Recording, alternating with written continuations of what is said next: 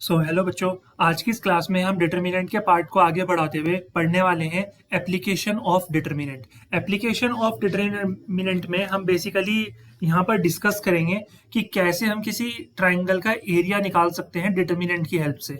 और इसके अलावा हमारे पास और भी कुछ एप्लीकेशंस होती हैं, जैसे लीनियर इक्वेशन को सॉल्व करना। तो ये सब चीज़ें जो है हम इसमें पढ़ने वाले हैं एप्लीकेशन में। तो चलिए शुरुआत करते हैं। और देखो, इसे स्टार्ट करने से पहले मैं आपको ये बताना चाहता हूँ कि अगर आपको डिटर्मिनेंट को सॉल्व करना है तो किस तरह से हम 2/2 के डिटर्मिनेंट को और किस तरह से हम 3/3 के डिटर्मिनेंट को सॉल्व कर सकते हैं, तब जाकर हम उसकी एप्लीकेशन देखेंगे। ठीक है, वैसे इससे पहले वाले लेक्चर में हम ऑलरेडी डिस्कस कर चुके हैं कि हम किसी डिटर्मिनेंट को किस तरह से सॉल्व करते हैं, बट मैं यहाँ पर एक बार फिर से रिवाइज करवा रहा हूँ। ठीक है, लेट से हमारे पास एक डिटर्मिनेंट है कि a इज इक्वल्स टू, हमें डिटर्मिनेंट निकालना है a11 a12 a21 a22। ये 1 1 1 2 2 1 2 2 क्या है, आई थिंक ये क्लियर हो गया होगा। a11 का मतलब होता है first row first column, a12 का मतलब होता है फर्स्ट रो सेकंड कॉलम, है ना। तो अगर हमें 2/2 की मैट्रिक्स हमें दे रखी है और उसका हमें डिटर्मिनेंट निकालना है, तो इसको हम सॉल्व कैसे करते हैं। सबसे पहले हम ये a11 जो है इसके डायगोनल में जो एलिमेंट होगा उसके साथ इसकी मल्टीप्लाई करते हैं, तो a11 इंटू a22। फिर हम माइनस का साइन लगाते हैं। फिर हम ये a21 जो होता है नीचे वाला एलिमेंट, इसके डायगोनल में जो प्रेजेंट होता है उसके साथ इसकी मल्टीप्लाई कर देते हैं, a21 इंटू a12। तो ये जो हमारा आंसर आता है ये हमारी डिटर्मिनेंट की वैल्यू आ जाती है। ठीक है, इसके बाद अगर हम बात करें, जैसे मान लो हमारे पास एक डिटर्मिनेंट गिवन है b is equals to, B का डिटर्मिनेंट हमें निकालना है। ठीक है, ये हमने ए का डिटर्मिनेंट निकाला, तो बी का डिटर्मिनेंट एलिमेंट्स हो गए a12, सॉरी a11 होगा ना पहला, तो फिर a12 फिर a13। ये हो जाएगा a21 second row first column का एलिमेंट, a22 a23, फिर हो जाएगा a31 a32 और a33। ठीक है, ये हो गया हमारा। अब अगर हमें इसका डिटर्मिनेंट लिखना है तो हम कैसे लिखते हैं, हमेशा ध्यान देना। लिखने का तरीका होता है, हम किसी भी रो या किसी भी कॉलम के अलोंग इसको एक्सपेंड कर सकते हैं। तो मैं रो 1 के इसको अलोंग अगर एक्सपेंड करना चाहूँ तो सबसे पहले रो 1 के फर्स्ट एलिमेंट को हम लिखेंगे, और इसे लिखने से पहले हम लिखेंगे -1 की power i plus j. I plus j का मतलब है कि जिस एलिमेंट को हम लिख रहे हैं उस एलिमेंट में i की वैल्यू कितनी है और j की वैल्यू कितनी है। जैसे ए आई जे हम लिख रहे हैं, तो यहाँ पे आई का जो मतलब होता है वो होता है नंबर ऑफ रोज, कौन सी रो है, और जे का मतलब होता है कौन सा कॉलम है। अगर मैं कहीं पे बोल रहा हूँ आपको कि a11, इसका मतलब होता है आई की वैल्यू भी 1 है, जे की वैल्यू भी 1 है। अगर मैं बोल रहा हूँ a21, इसका मतलब आई की वैल्यू 2 है और जे की वैल्यू कितना है, 1। पहले वाला हमेशा आई होता है। ठीक है, तो हमें उस एलिमेंट को लिखने से पहले जिसके अलोंग हम एक्सपेंड कर रहे हैं, जैसे हम a11 के अलोंग एक्सपेंड कर रहे हैं, तो हम a11 लिखने से पहले क्या करेंगे, -1 की पावर 1 + 1 लिखेंगे। समझ में आ रहा है। इतना करने के बाद आपको जो ये फर्स्ट वाला एलिमेंट है इसके वर्टिकल में जो एलिमेंट्स हैं और इसके जो हॉरिजॉन्टल में एलिमेंट्स हैं उनको हाइड कर देना है। तो ये वर्टिकल एलिमेंट्स हैं, ये हॉरिजॉन्टल एलिमेंट्स हैं, हमने इनको हाइड कर दिया। हाइड करने के बाद जो 4 एलिमेंट बचते हैं उनका डिटर्मिनेंट हम निकाल लेंगे, a22 a23 a32 a33। ये हो गया डिटर्मिनेंट। फिर हम लिखेंगे सेकंड एलिमेंट। सेकंड एलिमेंट लिखने से पहले भी हम क्या करेंगे, -1 की पावर जो सेकंड एलिमेंट हमारा है a12, इसको लिखेंगे और इसकी पावर हो जाएगा 1 + 2। समझ में आ रहा है, क्योंकि सेकंड एलिमेंट के केस में i कितना है 1, j कितना है 2। फिर हम क्या करेंगे कि जो सेकंड एलिमेंट है इसके वर्टिकल और इसके हॉरिजॉन्टल में जो एलिमेंट्स हैं उनको हाइड कर देंगे। तो हमारा क्या बचेगा, a21 a23 a31 a33।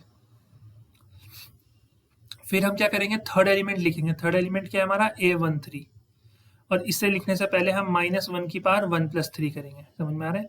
फिर हम डिटर्मिनेंट का साइन लगाएंगे, इसके वर्टिकल में और इसके हॉरिजॉन्टल में जो एलिमेंट्स हैं उनको हाइड करेंगे। तो हमारा बचता है a21 a22 a31 a32। ये हो गया। तो इस तरह से हम किसी भी डिटर्मिनेंट को क्या है, सॉल्व करते हैं। अब हमारे पास जो नेक्स्ट चीज़ है वो है कि इसकी एप्लीकेशन हम क्या क्या पढ़ेंगे और कैसे हम किसी ट्राइंगल का एरिया जो है वो डिटर्मिनेंट की हेल्प से निकाल सकते हैं। तो इसकी जो एप्लीकेशन है हमारी डिटर्मिनेंट की, उसमें हम पहली एप्लीकेशन यही पढ़ने वाले हैं कि कैसे हम किसी ट्राइंगल का एरिया जो है वो डिटर्मिनेंट की हेल्प से फाइंड कर सकते हैं। क्लियर है?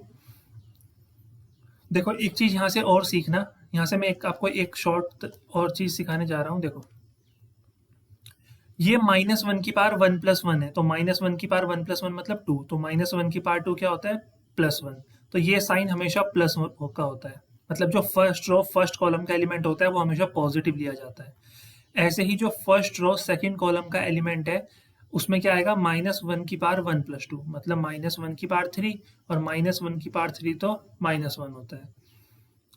फिर आएगा A13 का मतलब होता है फर्स्ट रो थर्ड कॉलम।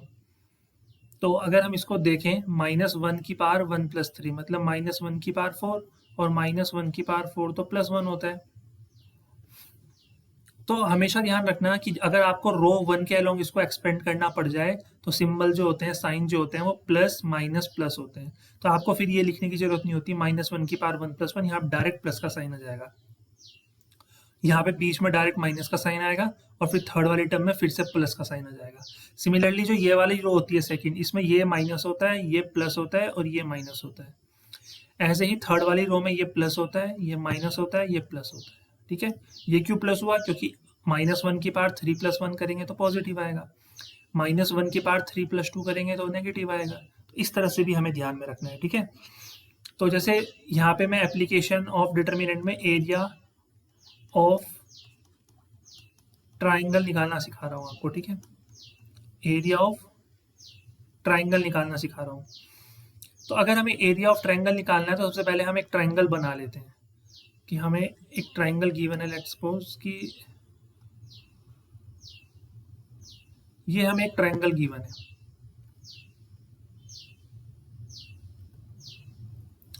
ये हमें दे रखा है ए पॉइंट, इसके कोऑर्डिनेट्स जो हैं वो समझ लो हमें दे रखे हैं x1 और y1। फिर हमें दे रखा है एक बी पॉइंट, इसके कोऑर्डिनेट्स हमें दे रखे हैं x2 और y2। और एक हमें दे रखा है सी पॉइंट, इसके कोऑर्डिनेट्स हमें दे रखे हैं x3 और y3। तो अगर हमें इस ट्राइंगल का एरिया निकालना है using the property of determinant, तो हमेशा ध्यान रखना, जैसे ट्राइंगल का एरिया अगर हमें निकालना है, एरिया ऑफ ट्राइंगल ABC, तो आपको क्या करना है? आपको डिटर्मिनेंट का साइन लगाना है। सबसे पहले आपको लिखना है, पहला जो हमें वर्टिसेस दे रखी हैं क्या है? x1 y1। फिर आपको लिखना है x2 y2। फिर आपको लिखना है x3 y3। अब यहाँ पे दो ही टर्म आ रही है। अब यहाँ पे लिखना है 1 1 1। इतना करने के बाद आपको इसको सॉल्व करना है, इसका डिटर्मिनेंट निकालना है। जो भी हमारा डिटर्मिनेंट आएगा, जो भी हमारा क्या आएगा? डिटर्मिनेंट आएगा, वो हमारा यहाँ पे आंसर हो जाएगा। क्लियर है?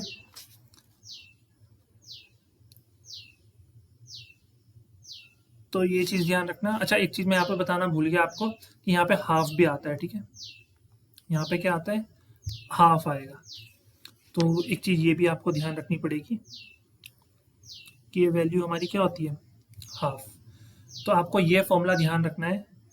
इसको अगर आप सॉल्व करते हो, इसको सॉल्व करना बहुत ईजी है। इसको अगर सॉल्व करना भी पड़ जाए तो कैसे लिखोगे? सबसे पहले लिखोगे हाफ, फिर x1 लिखोगे, बट x1 के साथ क्या आएगा? x1 के साथ हमारा पॉजिटिव साइन आएगा, और फिर हमारा ये बचेगा कितना? y2 1 और y3 1। फिर आप लिखोगे माइनस का y1, सिखाया था ना इस वाली, ये प्लस साइन होता है, ये माइनस, ये प्लस। तो माइनस y1 के बाद हमारा क्या आएगा? x2 1 और x3 1। फिर हमारा आएगा प्लस का 1, और 1 के वर्टिकल और हॉरिजॉन्टल को हाइड कर दो, तो ये बचेगा x2 y2 x3 y3। जैसा अभी मैंने समझाया बिल्कुल वैसे ही इसको सॉल्व करना है। समझ में आया? तो यहाँ से आपका आंसर आ जाएगा। तो अगर आपको ट्रायंगल का एरिया निकालना है तो इस तरह से आप निकाल सकते हो। क्लियर है?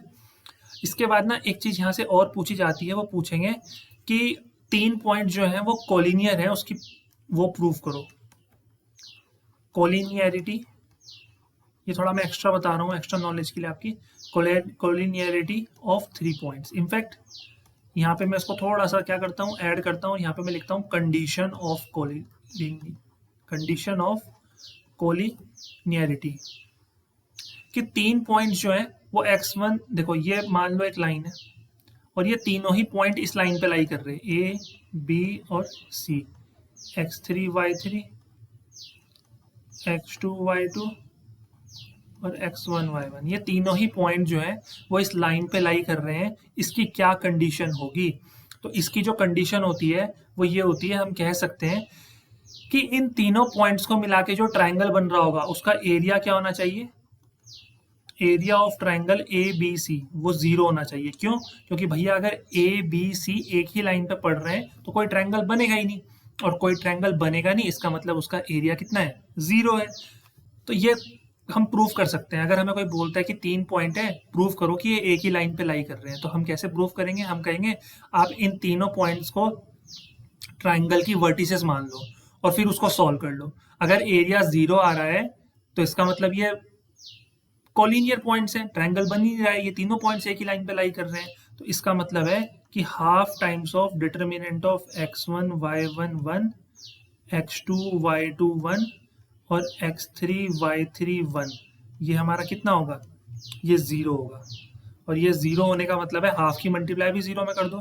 तो determinant of x1 y1 1, x2 y2 1 और x3 y3 1, ये हमारा क्या है? 0 है। तो ये कंडीशन आ गई कोलिनियरिटी ऑफ 3 पॉइंट्स की। इसके बाद एक चीज मैं और बताता हूँ, फिर इसके ऊपर कुछ क्वेश्चंस प्रैक्टिस करेंगे। इसके ऊपर एक चीज वो पूछते हैं, equation of line. Equation of line passing through 2 points, passing through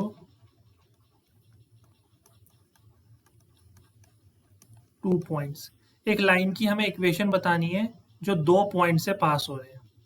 तो हम कैसे बताएंगे? तो मान लो कि एक लाइन हमें गिवन है,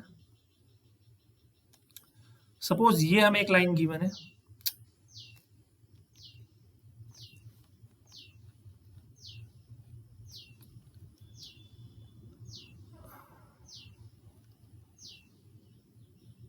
ये हमें एक लाइन गिवन है, ठीक है। इस लाइन पे 2 पॉइंट पड़ रहे हैं, एक पॉइंट हमारा है ए x1 y1 और एक पॉइंट हमारा है बी x2 y2, ये क्वेश्चन में गिवन है। अब हमें इस लाइन की इक्वेशन माननी है। तो आप क्या करो, एक रैंडम पॉइंट कंसीडर कर लो P, जिसके कोऑर्डिनेट्स हो गए x और y। हमें नहीं पता है x और y की वैल्यू कितनी है, बट हमने मान लिया कि x और y इस पे पड़ रहे हैं। तो हमेशा ध्यान रखना, अगर इस लाइन की इक्वेशन निकालनी है तो लाइन की इक्वेशन निकालने के लिए फॉर्मूला जो आपको यूज करना है वो करना है डिटर्मिनेंट ऑफ एक्स वाई कोई भी एक रैंडम वेरिएबल से उस लाइन पे पढ़ने वाले, फिर 1 x1 y1 1 और x2 y2 1, इसका डिटर्मिनेंट 0 के बराबर रखना है। अब बस इसको सॉल्व करोगे आप और यहाँ से आपको इक्वेशन मिल जाएगी। सो आई होप कि इतना क्लियर हो गया होगा कि कैसे हम डिटर्मिनेंट को, 3 चीजें हमने यहाँ पे सीखी, ठीक है। पहली चीज हमने सीखी कि किस तरह से हम डिटर्मिनेंट को सॉल्व करते हैं, 2/2 के डिटर्मिनेंट को हम किस तरह से सॉल्व करते हैं, और 3/3 के डिटर्मिनेंट को हम किस तरह से सॉल्व करते हैं, ठीक है। इसके अलावा एरिया ऑफ ट्रायंगल की हम बात करेंगे कि ट्रायंगल का एरिया कैसे निकालते हैं। तो तीनों कोऑर्डिनेट्स लिख देने हैं हमें, फिर उनके आगे 1 1 1 लगाना है, उनका डिटर्मिनेंट निकालना है और फिर हाफ से मल्टीप्लाई कर देना है, वो हमारा एरिया ऑफ ट्रायंगल हो जाएगा। 3 पॉइंट्स कॉलिनियर होंगे, तो इस तरह से डिटर्मिनेंट की वैल्यू निकाल के 0 के बराबर रखनी है। तो अगर वो 0 आ रहे हैं तो वो कॉलिनियर होंगे, ठीक है। थर्ड कॉन्सेप्ट क्या है कि अगर हमें 2 पॉइंट्स गिवन है x1 y1 और x2 y2, और उन 2 पॉइंट्स को ज्वाइन करके जो लाइन बनती है, उस लाइन की अगर हमें इक्वेशन बतानी है, तो आप क्या करो, उस लाइन पर पढ़ने वाले कोई भी एक पॉइंट कंसीडर कर लो, x, y वेरिएबल है, कुछ भी वैल्यू हो सकती है इनकी, फिर उसको लिखो x y, फिर 1, फिर x1 y1 1, x2 y2 1, इनका डिटर्मिनेंट 0 के बराबर रख दो। तो जो भी इक्वेशन यहाँ से आपको मिलेगी वो इसकी इक्वेशन हो जाएगी, किसकी? Equation of line passing through these 2 points, ठीक है। अब हम बात करते हैं किस तरह के क्वेश्चन यहाँ से बन सकते हैं। देखो पहला क्वेश्चन तो आपको बहुत सिंपल बनेगा कि आपको 3 पॉइंट्स दे देंगे, बोलेंगे find find the area of the triangle, और ट्राइंगल हमको दे देंगे विद वर्टिसेस, वर्टिसेस हमको दे देंगे ए की 5,4, बी हमको दे देंगे -2,4 एंड सी हमको दे देंगे 2,-6। ये आगे ठीक है। अब इसको अगर हमें सॉल्व करना है तो हम कैसे सॉल्व करेंगे, ध्यान देना। मैंने आपको सिखाया है कि ट्रायंगल का एरिया निकालना है तो हाफ, सबसे पहले हम लिखेंगे x1 y1, x1 कितना है भाई 5 4, फिर लिखेंगे x2 y2 मतलब -2 4, फिर हम लिखेंगे 2 -6, फिर 1 1 1, डिटर्मिनेंट बंद। फिर हम क्या करेंगे, इसको सॉल्व करने की कोशिश करेंगे।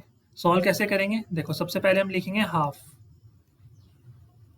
अब लिखेंगे हम 5, और 5 के वर्टिकल और 5 के हॉरिजॉन्टल में जो एलिमेंट्स हैं उनको हाइड कर देंगे, बाकी 4 एलिमेंट्स को हम लिखेंगे उनके डिटर्मिनेंट की फॉर्म में 4 1 -6 1। उसके बाद मैंने कहा था अगर R1 के अलोंग एक्सपेंड करते हो तो ये प्लस होता है, ये माइनस होता है, प्लस होता है, तो अब 4 ना लिख के हम -4 लिखेंगे, ठीक है। और 4 के वर्टिकल और हॉरिजॉन्टल में जो एलिमेंट्स हैं उनको हाइड कर देंगे, बाकी बचे हुए एलिमेंट्स को लिख देंगे इस तरह से। अब +1 लिखेंगे, फिर डिटर्मिनेंट का सिंबल लगाएंगे, वर्टिकल और हॉरिजॉन्टल में जो एलिमेंट्स हैं उनको हाइड कर देंगे, बाकी बचे हुए लिखेंगे -2 4 और 2 -6। अब ये ब्रैकेट बंद। अब इसको सॉल्व करेंगे यहाँ से, तो ये आएगा हाफ, देखो ये आएगा 5, अब देखो 4 × 1 कितना होता है 4, फिर माइनस का साइन लगाएंगे, -6 × 1 कितना होता है -6, फिर -4 लिखेंगे, फिर -2 × 1 कितना होता है -2, फिर माइनस का साइन लगाएंगे, 2 1 जा कितना होता है 2, फिर +1, -2 × -6 कितना होता है +12, फिर माइनस का साइन लगाएंगे, 2 4 जा कितना होता है 8। समझ में आ रहा है किस तरह करेंगे।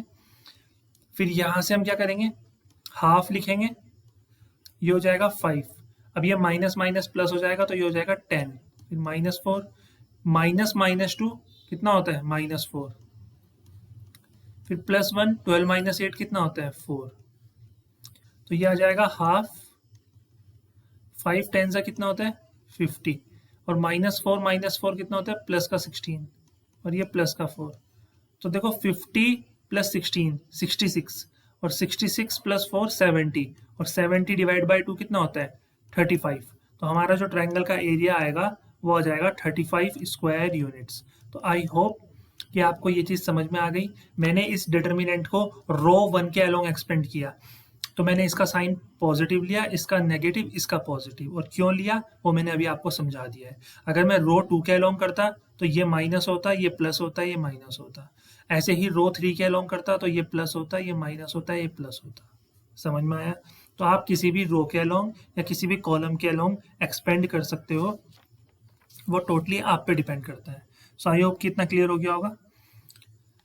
अब एक क्वेश्चन और लेते हैं इसी के ऊपर। देखो क्वेश्चन क्या है, क्वेश्चन कह रहा है कि इफ द पॉइंट्स कौन कौन से दे रखे, 2, -3, लैम्डा, -1 एंड 0, 4, अगर ये कोलिनियर हुए then find the value of lambda, तो अगर ये कोलिनियर हुए तो इनकी लैम्डा की वैल्यू कितनी होगी। देखो ध्यान देना, बहुत ही इजी क्वेश्चन है। मैंने कहा है कि ये पॉइंट्स कोलिनियर कब होते हैं, जब ये पॉइंट्स हमें जो गिवन है, ठीक है, कौन कौन से 2 -3, लैम्डा -1 और 0 4, इनके आगे 1 1 1 लगा दो। जब इनका जो डिटर्मिनेंट होगा वो हमारा 0 के बराबर होगा, इनका डिटर्मिनेंट जब 0 के बराबर होगा तब ये कोलिनियर होते हैं। तो बस हम इसको 0 के बराबर रखते हैं और यहाँ से लैम्डा की वैल्यू निकालेंगे। चलो सॉल्व करते हैं सबसे पहले इसको, ठीक है। इसको सॉल्व करना है तो सबसे पहले हम इसे एक काम करते हैं, किसके अलोंग एक्सपेंड करते हैं, रो 1 के अलोंग एक्सपेंड करते हैं। तो सबसे पहले हम लिखेंगे 2, और फिर 2 के वर्टिकल और हॉरिजॉन्टल में जो एलिमेंट्स हैं उनको हाइड करेंगे, बाकी 4 एलिमेंट्स को लिख देंगे -1 1 4 1, फिर हम लिखेंगे माइनस साइन के साथ -3, फिर -3 के वर्टिकल और हॉरिजॉन्टल में जो एलिमेंट्स हैं उनको हाइड कर दो, बाकी 4 को लिख दो, लैम्डा 1 0 1, फिर हम लिखेंगे प्लस का 1, क्योंकि ये प्लस होता है, ये माइनस और ये प्लस, ठीक है। अब 1 के वर्टिकल और हॉरिजॉन्टल में जो एलिमेंट्स हैं उनको हाइड कर दो, तो ये होगा लैम्डा -1 0 4 इज इक्वल्स टू 0। अब इसको सॉल्व करते हैं, देखो इसको हम लिखेंगे 2, अब इसको सॉल्व करेंगे -1 इंटू 1 -1, फिर माइनस करके 4 इंटू 1 4, अब ये माइनस माइनस प्लस हो जाएगा तो प्लस का 3, लैम्डा इंटू 1 लैम्डा और 0 इंटू 1 0, प्लस का 1, अब ये लैम्डा इंटू 4 4 लैम्डा और 0 इंटू -1 0, ये 0 के बराबर आ गया। अब ये आ गया 2 -5, क्योंकि -1 और -4 -5 होता है, plus 3 lambda plus 4 lambda is equals to 0। So 2 5 से कितना होता है 10, तो -10 plus 7 lambda is equals to 0, तो 7 लैम्डा इज इक्वल्स टू 10, तो लैम्डा इज इक्वल्स टू 10/7, तो लैम्डा हमारा ये आ गया 10/7। तो लैम्डा की वैल्यू अगर 10/7 होगी तो ये जो पॉइंट्स हमें दे रखे हैं ये हमारे क्या होने वाले हैं, ये पॉइंट्स हमारे कोलिनियर होने वाले हैं। सो आई होप कि इतना समझ में आ गया होगा। तो आज की इस क्लास को हम शॉर्ट ही रखते हैं। देखो इसमें ना एक टॉपिक बचता है हमारा, और वो टॉपिक क्या है, वो टॉपिक है कंसिस्टेंसी और इनकंसिस्टेंसी वाला। मतलब जो होमोजीनियस लीनियर इक्वेशन होती हैं, ठीक है, जो लीनियर इक्वेशन होती हैं उनको सॉल्व जब हम करते हैं डिटर्मिनेंट के थ्रू, वो भी इसकी एक एप्लीकेशन है। बट देखो अगर मैं उस एप्लीकेशन को, उसके क्वेश्चंस थोड़े से लेंथी होते हैं, तो मैं चाहता हूँ कि उसको एक अलग से एक क्लास लेके उसको एक्सप्लेन करूँ, ठीक है, क्योंकि वहाँ पे मैं 2 वेरिएबल में भी सिखाऊंगा, 3 वेरिएबल में भी सिखाऊंगा। तो आज की इस क्लास को इतना ही रखते हैं। इसके जो नेक्स्ट पार्ट है, मतलब जो सॉल्व कर लीनियर इक्वेशन सॉल्व करने वाला है, तो उसको मैं सिखाऊंगा नेक्स्ट पार्ट में, ठीक है।